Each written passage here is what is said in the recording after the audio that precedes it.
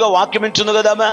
సరే, కానీ నేను వెళ్ళలేకపోయాను, నేను వెళ్ళలేకపోయాను, నేను కూర్చోలేకపోయాను, నాకున్న ఈ పని భారాన్ని బట్టి విచారం కలిగి ఉన్నాను అని పని చేసుకోవచ్చుగా. మధ్యలో వచ్చి డిస్టర్బ్ చేస్తుంది.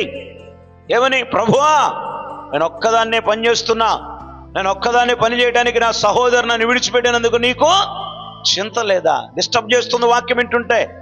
దేవుని సన్నిధి జరుగుతుంటే కొంతమంది వాళ్ళ మాటల ద్వారా, వాళ్ళ క్రియల ద్వారా, వారి పద్ధతుల ద్వారా ఏమండి ఆ అభ్యంతరాన్ని కలుగు చేస్తూ ఉంటారు కొంతమంది. ఎన్నిసార్లు చెప్పినా వీళ్ళకి ఆ బుద్ధి, ఆ జ్ఞానం కలగదు.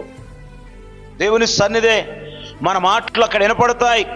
వారు ఆరాధన చేస్తున్నారు, వారు ప్రార్థన చేస్తున్నారు. మనం చేసుకునేటువంటి ఈ పనులు వారికి ఇబ్బందికరముగా, అభ్యంతరకరముగా మారుతాయేమో అన్న ఆలోచన ఉండదు. ఒకవేళ ఉన్నా కొంతమంది ఎంత గర్వంతో ప్రవర్తిస్తారో తెలుసా? లక్ష్య పెట్టరు. గుర్తుపెట్టుకో, దేవుని సన్నిధికి ప్రతివారు భయపడాలి.